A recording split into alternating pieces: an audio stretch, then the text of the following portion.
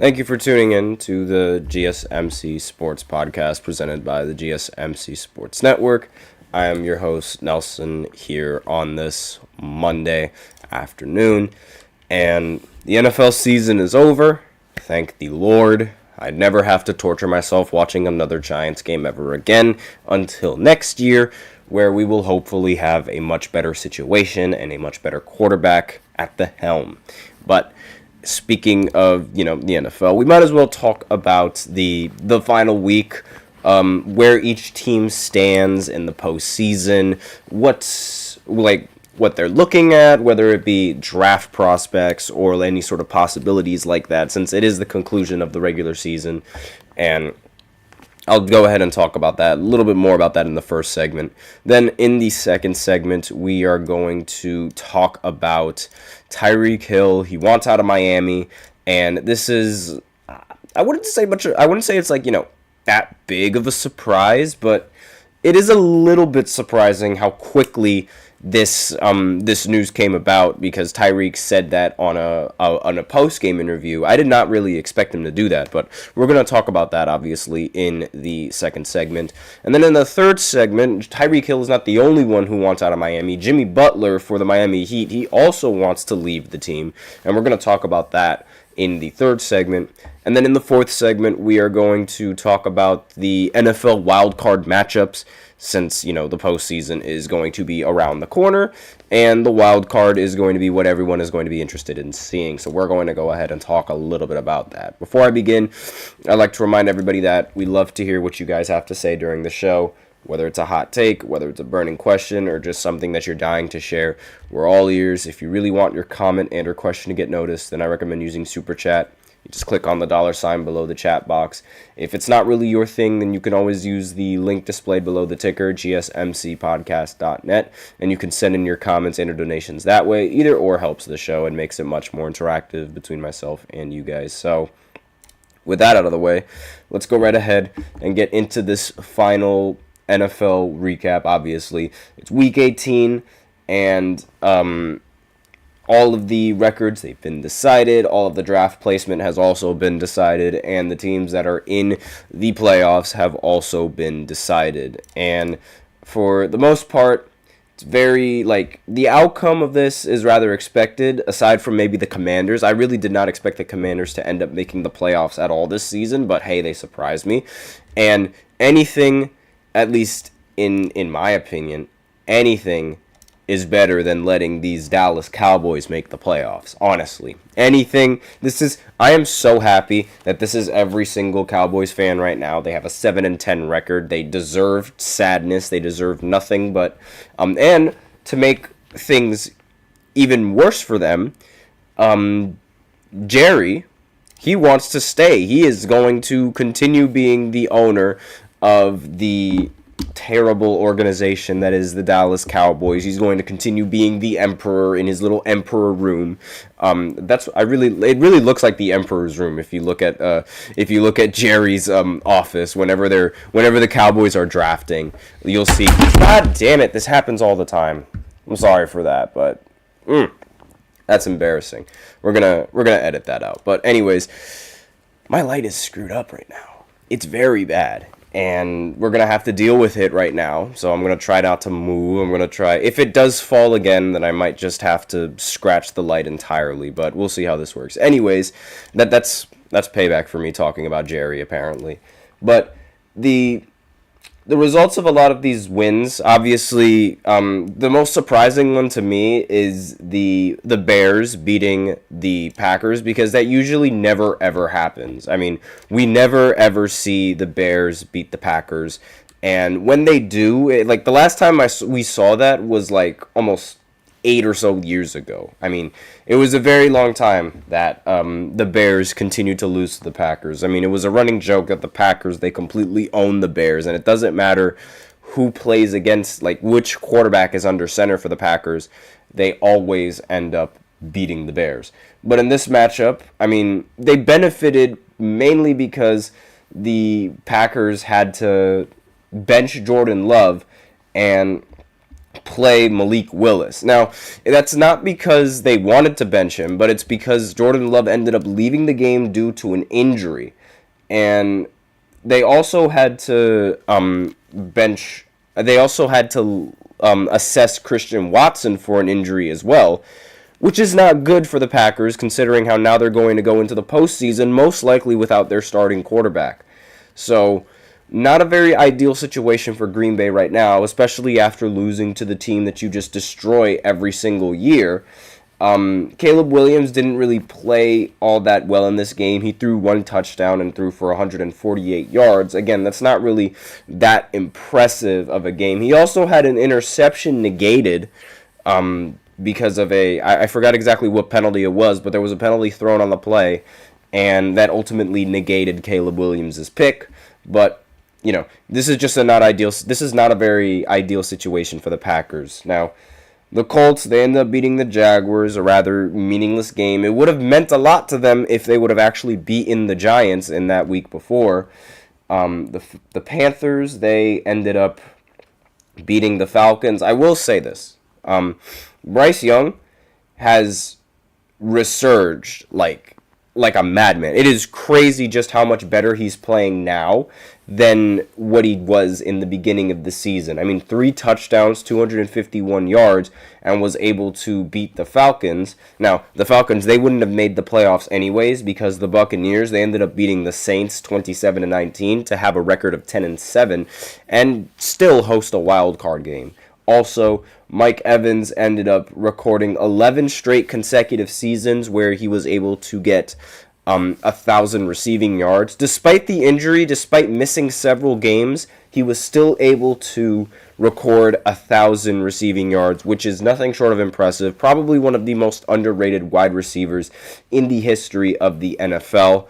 And he did not record a touchdown in this game, but 89 yards, and that accolade is more than enough to cement himself. In my opinion, he should be, at the very least, a top 5 wide receiver when he retires, but most likely that's not going to happen, which is why I think he is the most underrated receiver in the entire history of the NFL. I mean, this is an accolade that only Jerry Rice has been able to accumulate. That is incredible. The consistency, the efficiency, it's amazing. Obviously, the Giants, they ended up losing to the Eagles because what else is new? The Commanders, they beat the Cowboys because that's exactly what Jerry gets. That's what the Cowboys get for being bad. And they were both of those teams and their standings in the playoffs and in the draft, they were already decided. The Commanders, they were going to make the playoffs as an away wild card, and the Cowboys, they weren't going to make the playoffs anyway. Now, speaking on the draft order, this is also very big. The Giants, they hold the 3rd draft pick, which means they could either draft Shedeur, Cam Ward, or Travis Hunter. And I have no problem with any of those 3 picks. Genuinely have no problem with either of those picks, really. The teams that are above them in the draft order are now the Titans and the Browns. That was the team, yeah. The Titans and the Browns. The Patriots, they held the number 1 pick in the draft. They controlled their destiny going into this game, and they surprisingly end up beating the Bills. Now, obviously, I'm very surprised at this. The Bills, they did not play Josh Allen, so it makes sense. But again, the Patriots did not play Drake May, and they also started Joe Milton out of nowhere. And Joe Milton surprisingly balled out in this game. But still, this is like a very surprising outcome to this game. One that I'm very happy, because, I'm very happy that this ended up happening, because in the end of the day, the Giants, they really needed a top 3 pick, and here they are. Now, the Patriots, they ended up firing their head coach almost directly after this game. No, it wasn't because they ended up winning. And also, the Giants are going to stick with their general manager as well as their head coach going into next season. Little mixed feelings on that, but I will talk about that in a future segment. Not today, but probably tomorrow. Let's see, what other outcomes? What other games? The Seahawks, they beat the Rams. That game was incredibly meaningless because the Rams have already cemented their spot in the division as the best team, and they hold the tiebreaker, so they're not going to... Nothing is going to change. And the Jets, they beat the Dolphins 32-20. With this result, Tyreek Hill decided to request a trade. He did this like around 20 minutes ago. He requested a trade. I will say, though, that this is probably like the worst year of Tyreek Hill's entire career. I'm not entirely sure how many teams are willing to pay all of that money just to have Tyreek Hill on the roster based off of this performance from last year. But he's Tyreek Hill, so I wouldn't be surprised if anyone is going to... I wouldn't be surprised. Again, it might not happen, but I wouldn't be surprised if it does happen. Also, this might be Aaron Rodgers' last year as a quarterback for a team. The Chiefs, they did not score a single point against the Broncos. They did not want to face Joe Burrow in the postseason, which makes sense. They lost 38-0. It was embarrassing, but again, they were playing their third string, so not that embarrassing. Chargers, they beat the Raiders 34-20. And finally, in probably the most important regular season game in NFL history, the Vikings lost to the Lions 31-9, moving them to 14-3 and forcing them to play the Rams in the wild card. And the Lions, they end up getting the first round bye, and they're going to play whichever team ends up advancing in the wild card. Obviously, we're going to have to see which team that is. It's a little too early to tell. But the wild card teams right now, the Chargers, they're going up against the Texans. The Steelers, they're going up against the Ravens. The Broncos, they're going up against the Bills. The Packers are going up against the Eagles. Commanders are going up against the Bucks. And the Vikings are going up against the Rams. And I'll talk about the matchups and who I think is the favorite to win in each of these matchups in a later segment. But now we're going to go ahead and go into the second segment where I talk about Tyreek Hill and him wanting out of Miami. So I'll be right back after this short break. Be sure to stay tuned. I feel like I'm losing my mind. Is everybody in the world blind? Please, Lord, give me a sign, a sign. I feel like I'm losing my mind. Is everybody in the world blind? Please, Lord, give me a sign, a sign. I wanna be the greatest. Everybody on the fake shit. I look around and feel like everybody is the fakest. I make this every day and I'm impatient, hoping one day I blow up from the basement. Statement, the top is so vacant. I don't hear shit that I think is amazing. Waiting for my day when I'm playing sold out shows for 1,000 faces. Hey, give me that crown. Get in my way and to be put down. It ain't your place, all this my town. If I want that shit, then I'll get it right now. I'm losing it, the noose it fits. I'm losing shit, a stupid myth. You choose to live or choose to dip. You choose to fight or lose your grip and lose a gift. Oh. I feel like I'm losing my mind. Is everybody in the world blind? Please, Lord, give me a sign, a sign. I feel like I'm losing my mind. Is everybody in the world blind?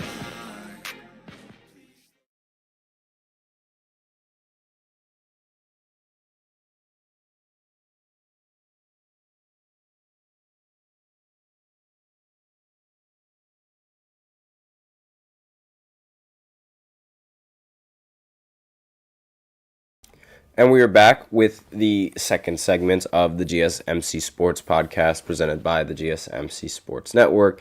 And in this second segment, we are going to be talking about Tyreek Hill wanting out of Miami and any of the possible teams that might be interested in him.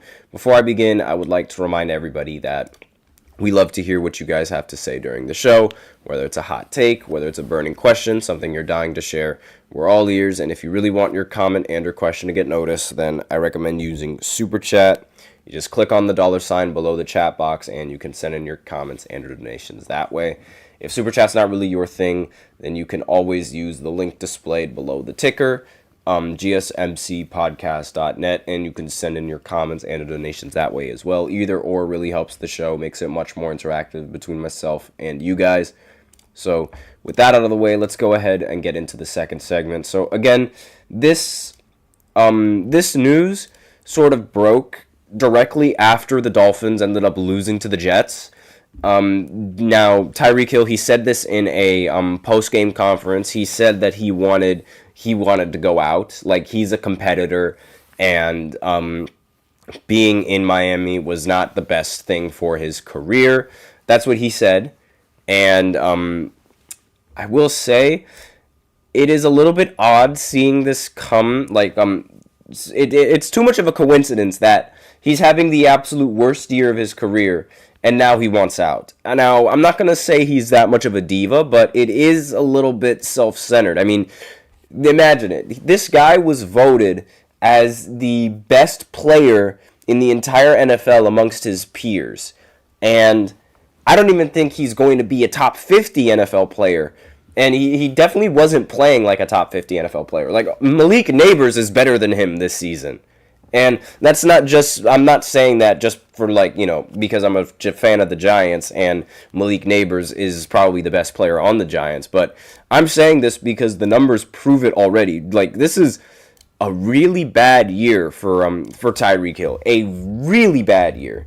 And I personally, I knew that the reason why Tyreek wanted to play on Miami was literally for the, it was all for the money. There was absolutely no reason why he wanted to play for Miami, aside from the fact that he wanted the money. I mean, his stats this season, 959 yards. He wasn't able to crack 1,000 receiving yards. He averaged 56 yards per game compared to last season where he averaged 112 yards per game. He only had 6 touchdown catches compared to last season where he had 13. And just overall, he has been terrible this year, like absolutely terrible. He's had 123 targets, only receiving 81 of those targets. But again, this is one of the fewest amount of targets that he's had since 2019 on Kansas City. And even then, he was still a Pro Bowler. But this season has been terrible for Tyreek. It's been bad. And he wants out. I think, personally, part of the reason why he wants out is because he knows he's not going to win any major playoff games with Tua Tagovailoa. Now, I will say that Tua was not really playing all of that much in the regular season. He did have some concussions, so it's a little bit unfair to say that. But again, that is also part of it, because as a receiver, if you're going to be playing with a quarterback that is injured for most of the time and you don't have competent quarterbacks, you're not going to be all that happy. Now, we have Malik Neighbors, who played with 4 different starting quarterbacks. All of them are not great, and in fact, all of them are barely good. And he was still able to get his targets. He was still able to accumulate numbers and things like that, which is understandable. I get that. But this is Tyreek Hill we're talking about. Like, the fact that this guy was unable to do that, it seems very odd. It seems weird. Like, it's uncharacteristic for me to talk about Tyreek Hill as if he was, like, regressing, which I don't think he is. I genuinely don't think he's regressing. I just think this was an off year where he had to deal with several different quarterbacks. Because remember, he usually, for the most part of his career, he's only had to deal with one quarterback. For the most part, like, they stay relatively healthy. And being able to adapt is not really something that I think Tyreek Hill is used to, at least in the quarterback situation.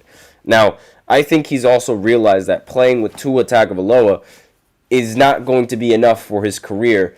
And obviously, this move to Miami, since the beginning, was money motivated.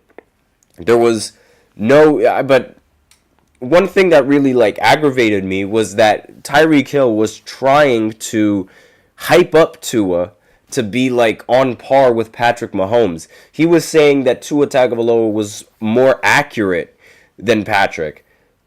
And everyone knew that was just a flat-out lie.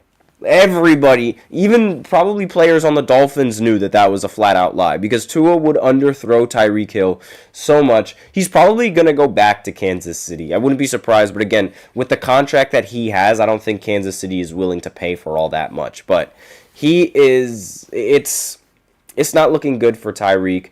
And the teams that are most likely going to be interested in him, they're probably going to second guess themselves, knowing that they're going to have to pay him all of that money.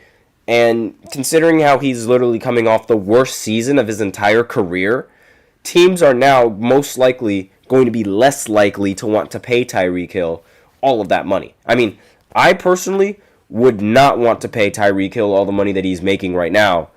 Like the Niners, they're going to have to pay Brock Purdy, so I don't think they're a team that's going to want to that's going to be interested in him. The Cowboys, they're paying Dak Prescott all that money. I don't think that the Cowboys will want to get him. And even if his contract was a little bit cheaper, Jerry wouldn't want him either. Any other teams that could be in the running for him are most likely going to be wanting to shop for a solid quarterback more so than they're going to want to shop for a wide receiver now, considering how Tyreek Hill played. Could the Jets get him? I don't know. Maybe they could, but I don't see that happening at all. I genuinely don't.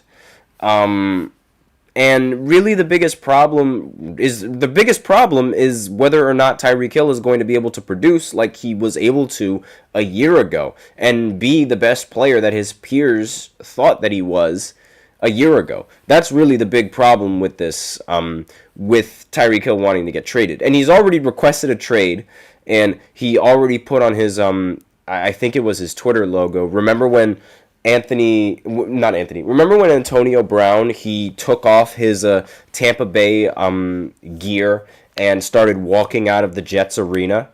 I remember that. He posted a picture of that with his face cropped onto Antonio Brown's face. So clearly, I mean, I will say this. I like the fact that he wants to leave Miami. I like it because he is right. Limiting himself with a quarterback like Tua Tagovailoa is not something that he deserves. And a lot of people, they really, really question why he left the Chiefs and why he left a perfectly fine contending team, and everyone knew it was for the money. But at the end of the day, we can't really understand why he would leave for all of that money, because the way that we see it, these NFL players are making all that money regardless, and they're making way more money than any of us are. And it's like, it's the perspective that should matter. And Tyreek wanted all that money. And granted, he has a lot of kids, so I think it makes total sense why he moved to Miami so he could get the money. Because, geez, I don't even want to get into that. But having all of those kids, you need to make the big bucks if you want to provide for all of them. But that's all that I have in this second segment. And now we're going to continue on into the third segment where I talk about Jimmy Butler and his situation with Miami and what's going on over there. So I'll be right back after this short break. Be sure to stay tuned. Looking for your daily fix of sports talk without having to pay for it? GSMC Sports Network is available on YouTube. Just search GSMC Sports Network. Get your fix of daily sports talk shows on YouTube, absolutely free. NFL, college football, NBA, MLB, MMA, UFC, fantasy football, and so much more. GSMC Sports Network has shows running all day long, with new sports shows starting every 2 hours. Just like on your favorite cable sports channel, except GSMC Sports Network is absolutely free. Just search GSMC Sports Network on YouTube to catch one of your new favorite shows, like the GSMC College Football Podcast, Chip Shot Football Podcast, Hoops and Heels Women's Sports Podcast, GSMC Basketball Podcast, and so many more. Check it out for yourself. GSMC Sports Network, now available on YouTube absolutely free. Search GSMC Sports Network on YouTube right now.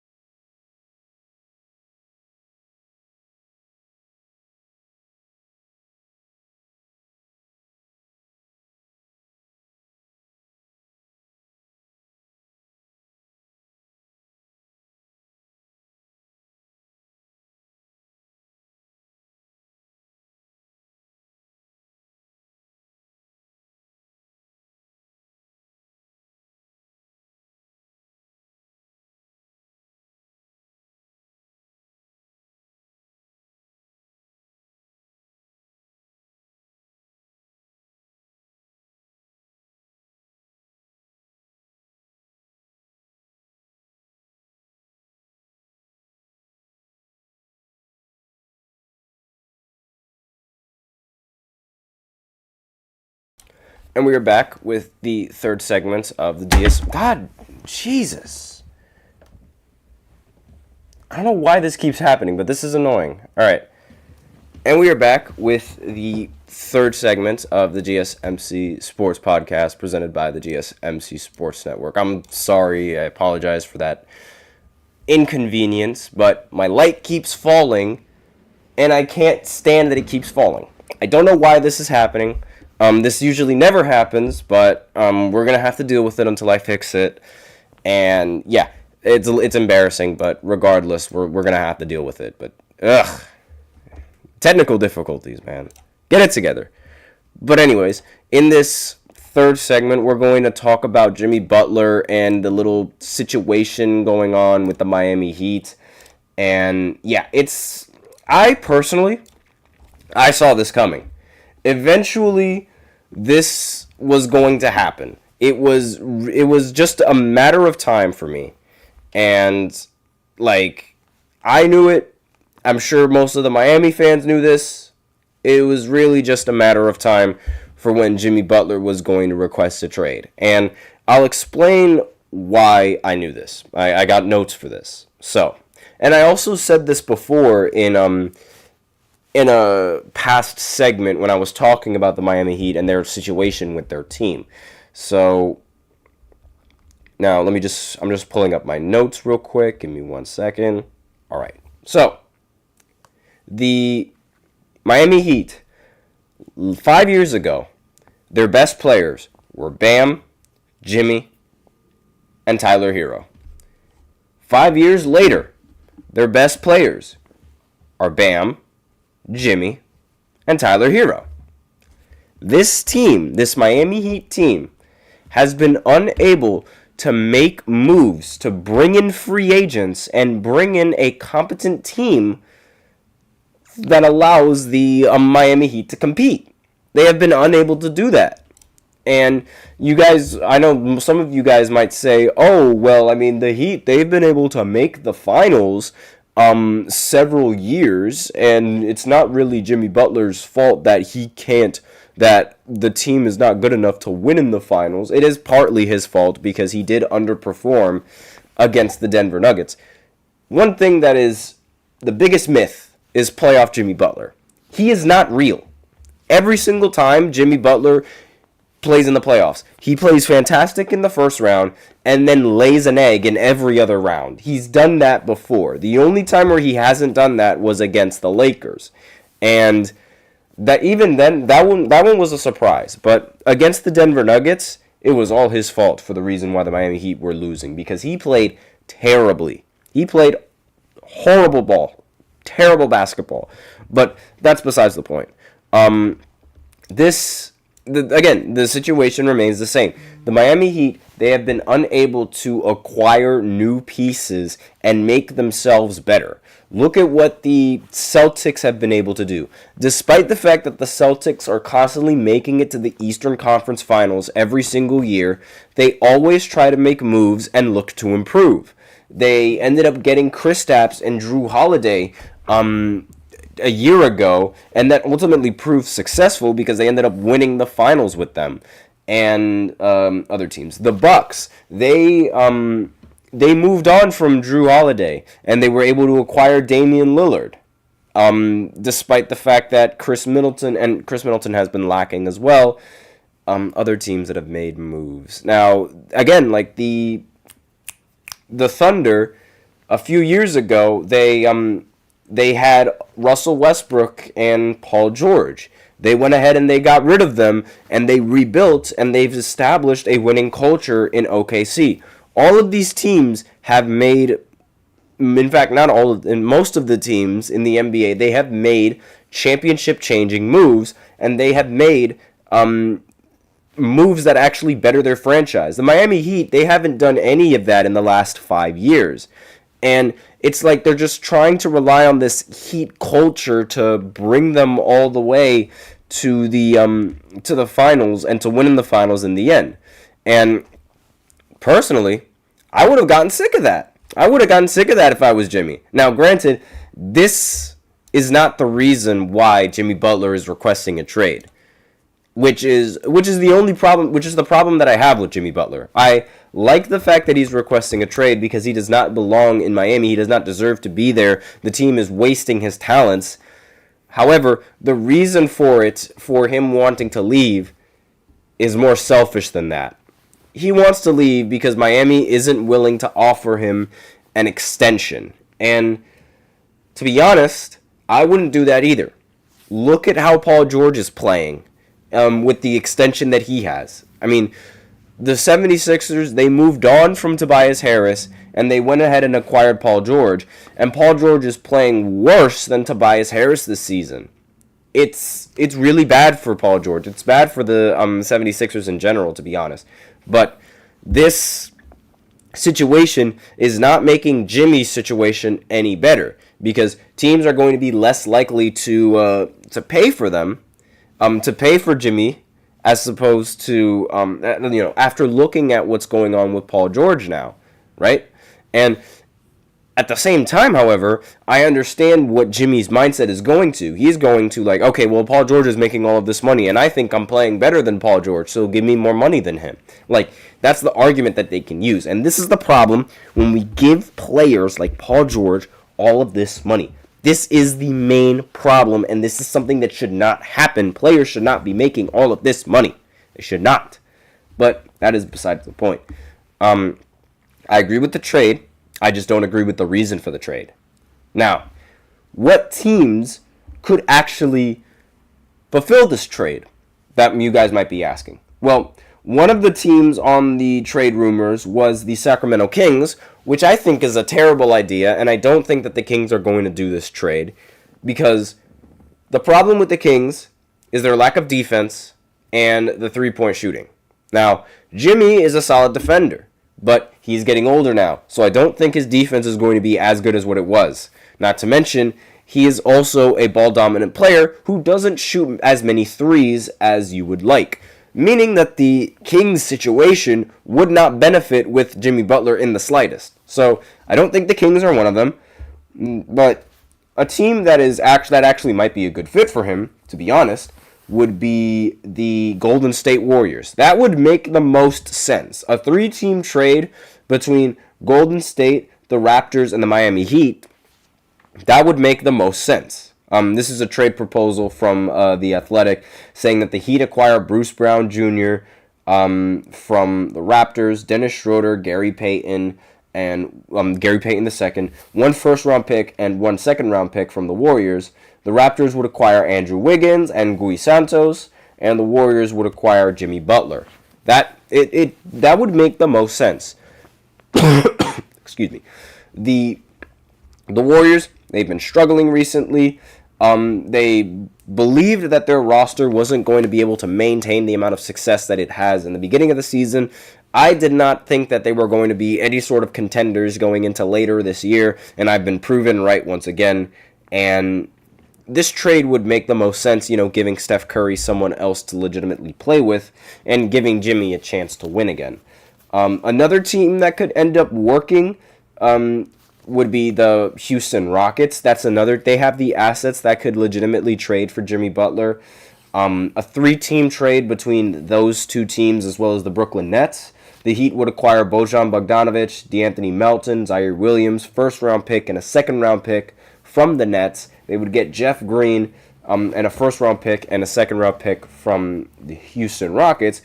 Houston would acquire Jimmy Butler and Josh Richardson, along with Keon Johnson, and the Nets would acquire Jalen Green, Jock Landale, Jashawn Tate, and Aaron Holiday from the Houston Rockets. I don't think this would be an ideal trade for Brooklyn, but obviously it would be a much more ideal trade for those other two teams. I don't think that's going to happen just because I don't think the Nets are willing to do that and give up some of their draft capital, because they are going to try and commit to this rebuild.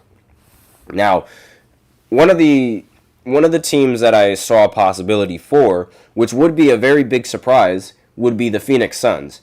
Trading away Bradley Beal, and then the Suns would acquire Jimmy Butler and Josh Richardson from the Heat. That would be a surprising swing, which I don't think would... It would be pretty it would be interesting seeing Jimmy Butler and Kevin Durant along with Devin Booker. That would be a much better fit, in my opinion, than having Bradley Beal.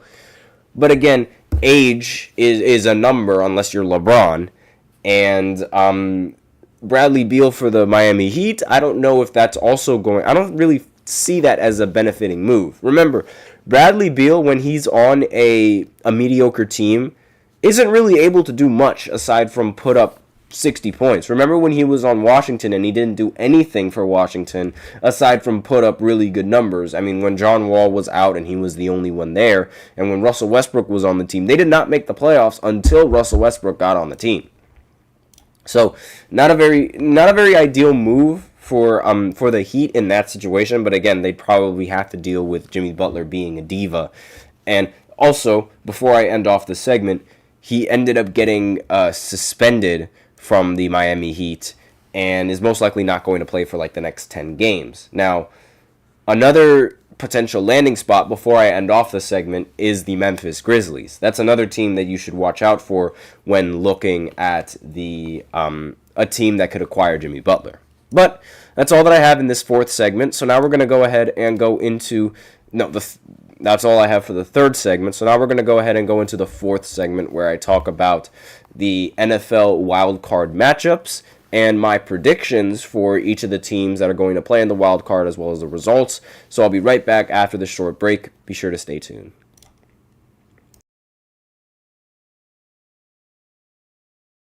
For the best and latest podcasts available anywhere, go to the podcast app on your cell phone and type in GSMC to access free content-rich podcasts on health and wellness, book reviews, sports, entertainment, relationships, social media, movies, technology, finance, and even weird news. Subscribe and download the GSMC Podcast Network's family of shows, available everywhere podcasts are found.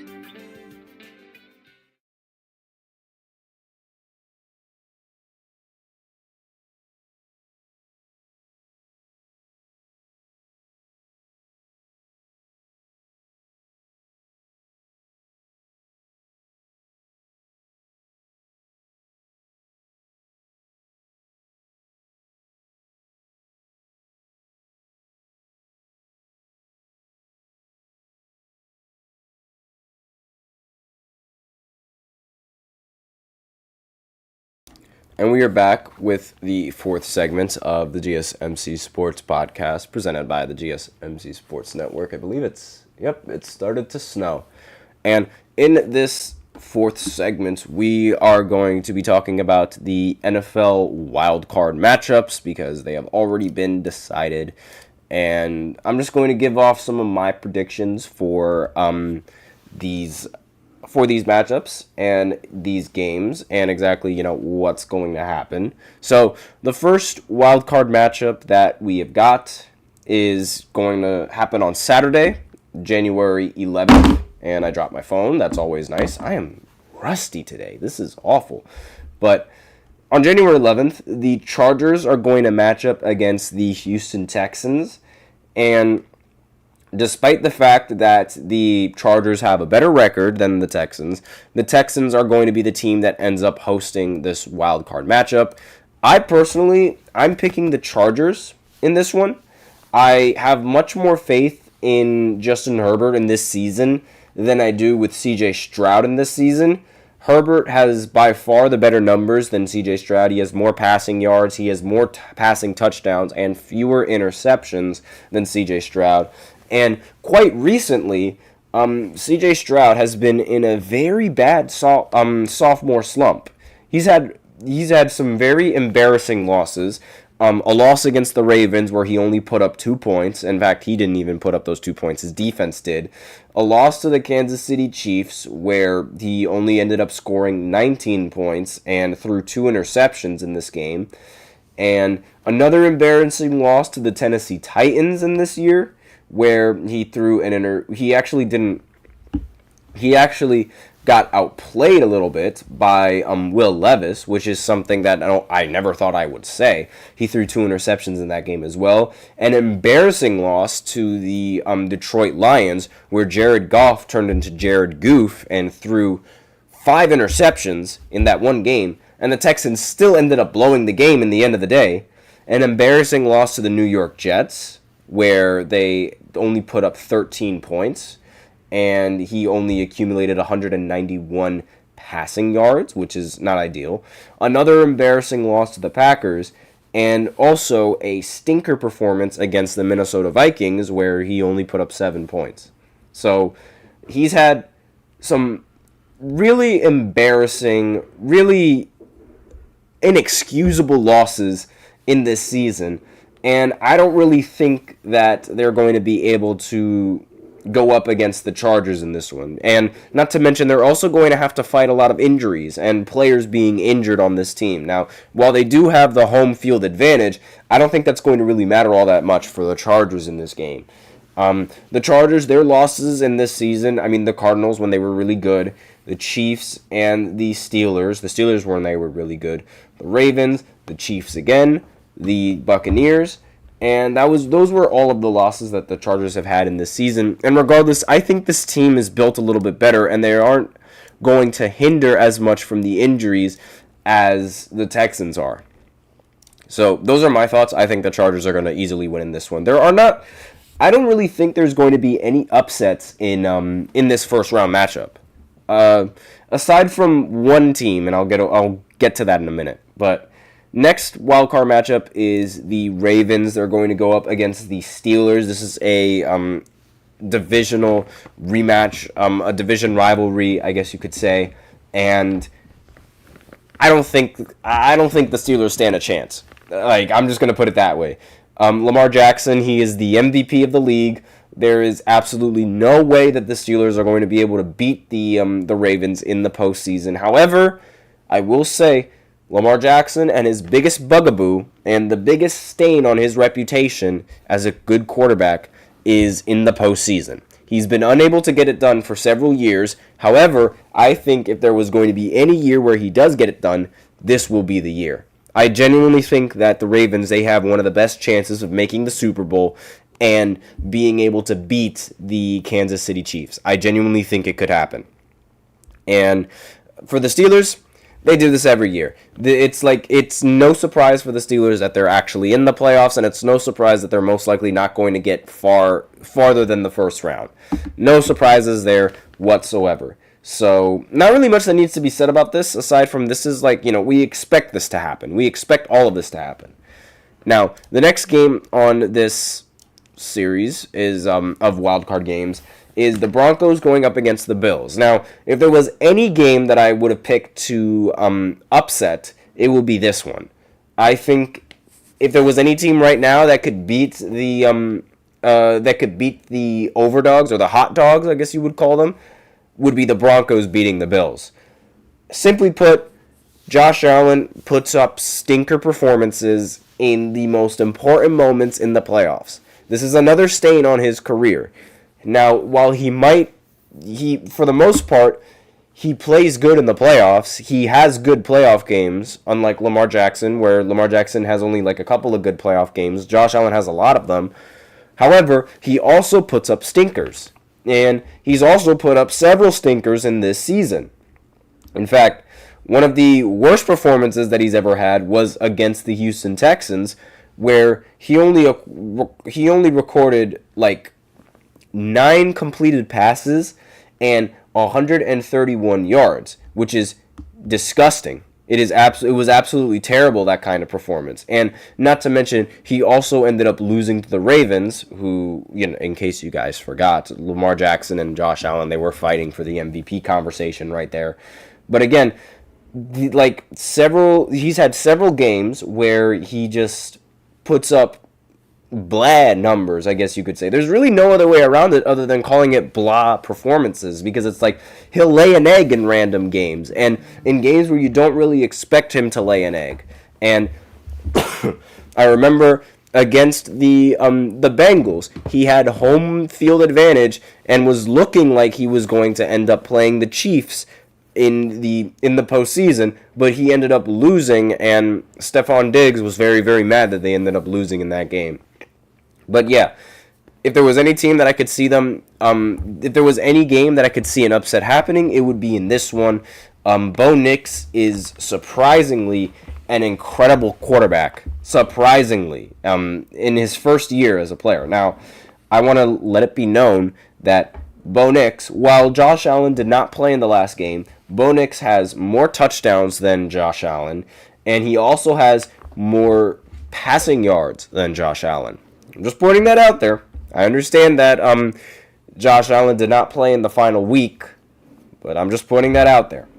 Now, the next game, Packers against the Eagles. Now, if Jordan Love wasn't injured going into this game, I would have actually picked the Packers to upset the Eagles, and they would have been my team that I would have thought would be most likely to cause an upset.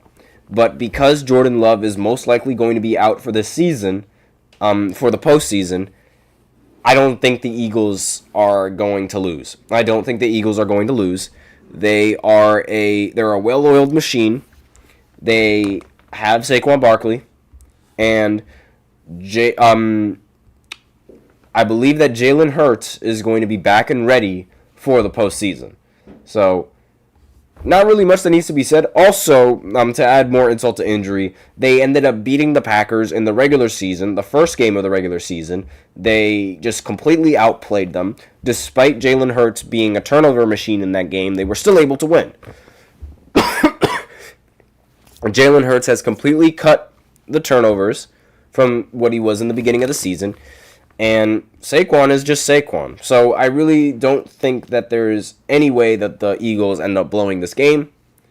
Unless it was like last year where they just collapse at the end of the season. But they have not collapsed yet. So I don't really see the Packers losing this game. I don't see the Packers winning this game, especially with their lack of Christian Watson and their lack at quarterback. I don't see that happening. If it does happen, though, I am going to laugh so hard, and I am going to make fun of all of my friends who are Philly fans. I'm going to be like, what happened? That is going to be the most hilarious thing, if that does happen. Next, the Commanders, they're going to go up against the Bucks in this game. Now, while the Bucks are technically a higher seed than the Commanders, I don't really think you would call the Commanders beating them an upset because the Commanders have a much better record than Tampa Bay. And for some reason, Tampa Bay is like they're the favorites when looking at the spread. For some reason, I personally think that Jaden Daniels and the Commanders, they're going to end up beating the Bucks, and I'm pretty sure a lot of us think that as well. Now, that's not to say that this game isn't going to be competitive. In fact, I think of all of the games that I've mentioned, this is going to be the most competitive game in the entirety of the wild card.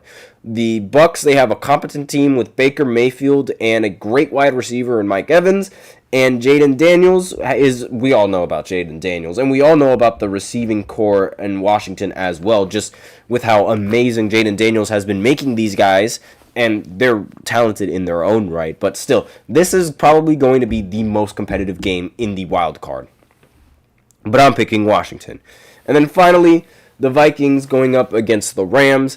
As we remember, the Vikings, they had to play against the Lions in the final game of the season, and in their final game of the season, they ended up losing, which made them the first 14-win team that has to play an away game in the wild card round. The first time in the history of the NFL that's ever happened. And I still have the Vikings winning, honestly. Now, there's also a lot of talk on whether or not the Rams actually have a solid chance now that the Rams are healthy and ready for the postseason. I don't think that's going to happen. I think the Vikings are going to rebound from their last loss to the Lions, and I just don't see them losing. I really don't.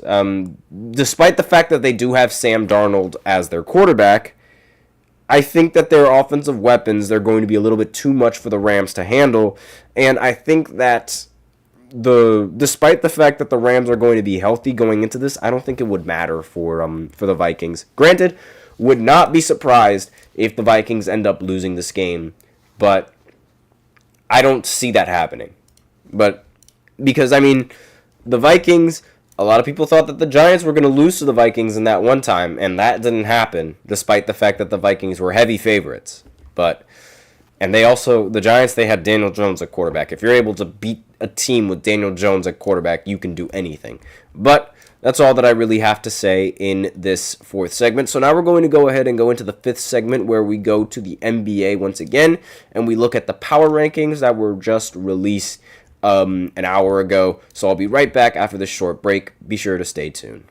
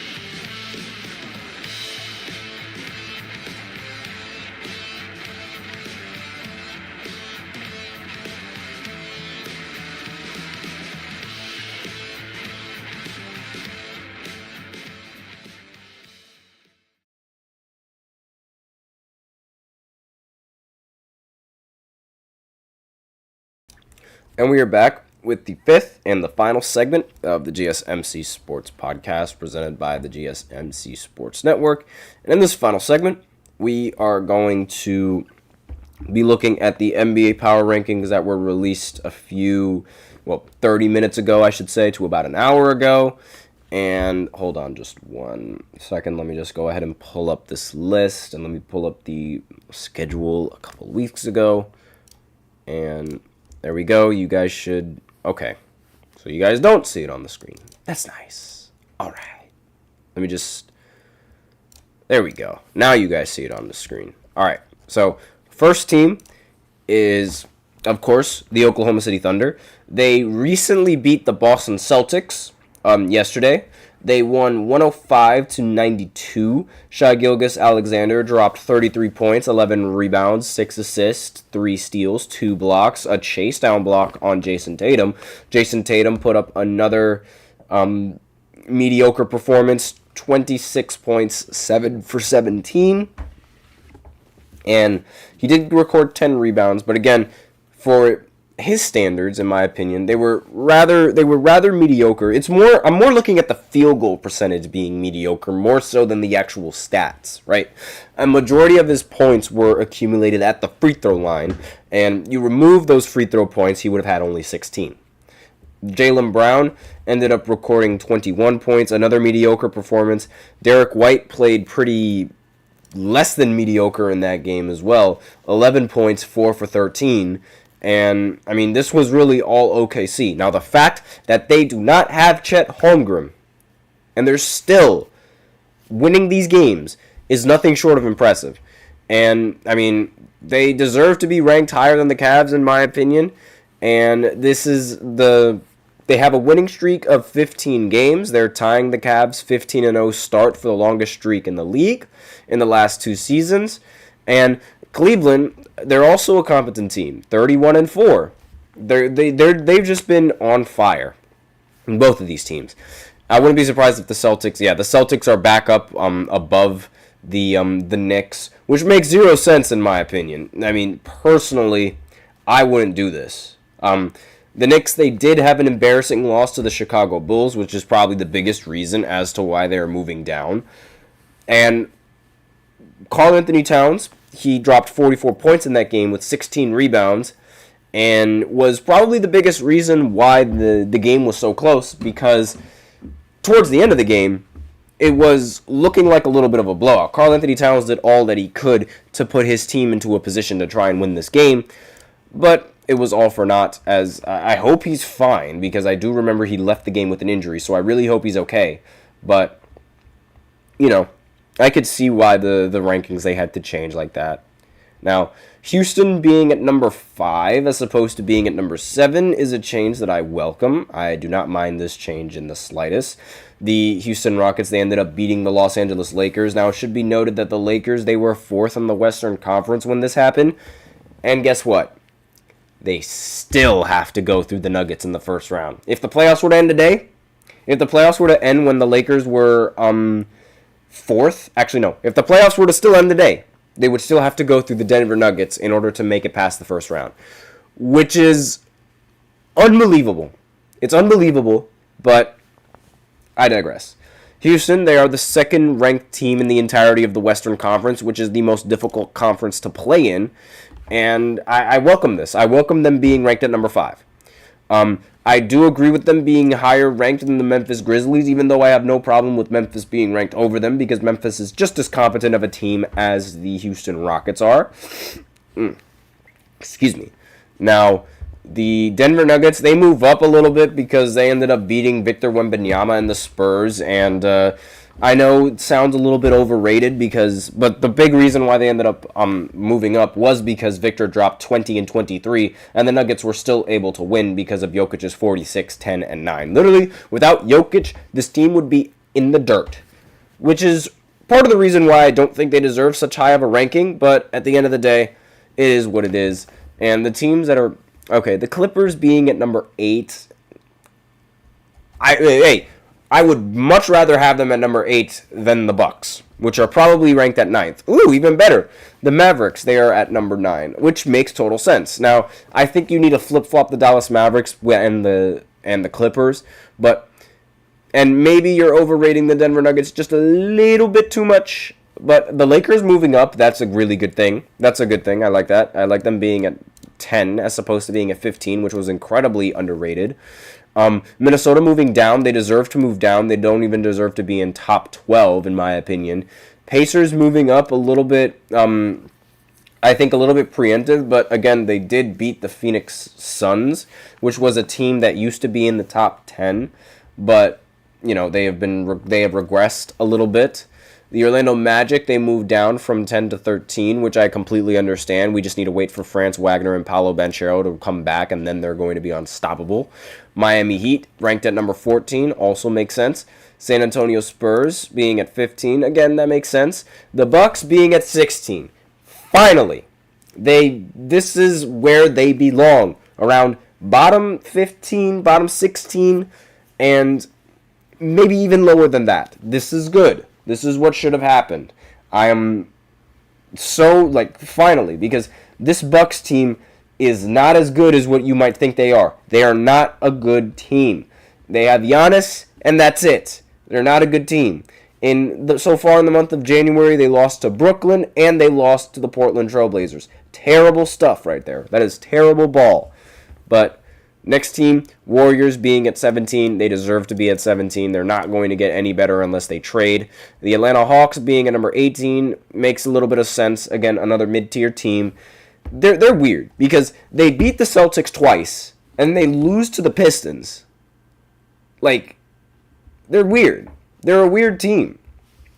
I believe they also have some loss. I think they also have a loss to Washington in this year. Again, a very weird team. Sacramento moving up makes zero sense whatsoever. They deserve to be at 23. They don't deserve to be at number 19.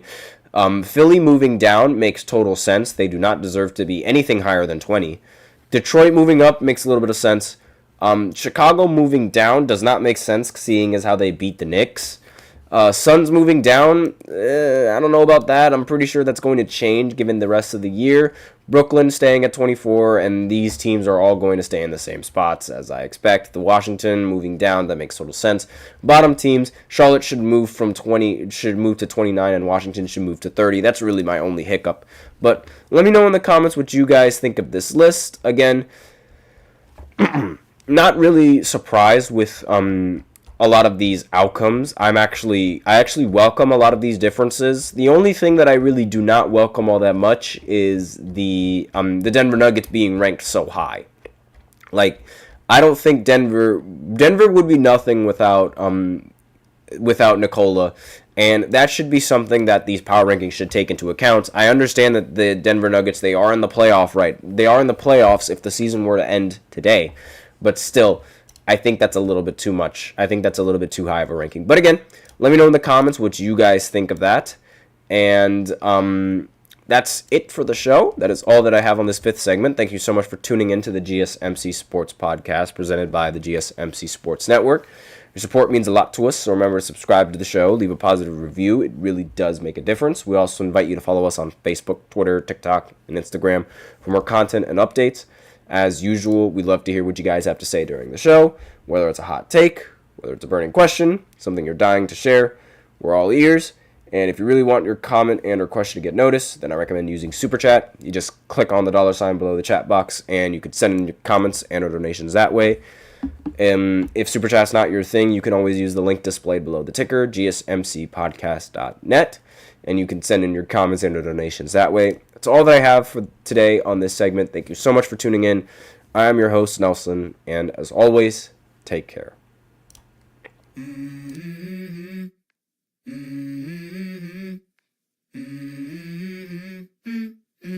Let's go. I wake up to a little bit of drool on my pillow, feel like it's gonna be a bad day. Yeah, I'm tired of shit.